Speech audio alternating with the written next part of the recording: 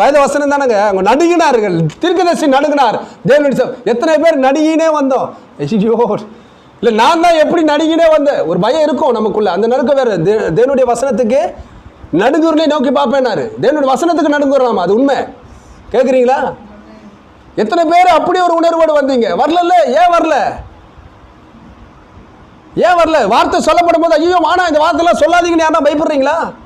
சந்தோஷமா வரீங்க. எப்படி வரீங்க? எது கொடுத்தது அந்த சந்தோஷத்தை?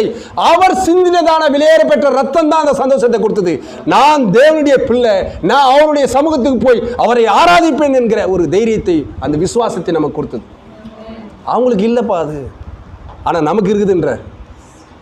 அவங்களாம் சேரலையேன்றாரு, அதை காமிக்கிறாரு. நீங்கள் அதையே பார்த்துட்டு இருக்காதீங்க. யூதர்களையும் அவங்களுடைய முறைமைகளையும் பாரம்பரியத்தையும் பார்த்துட்டு இருக்காதீங்க.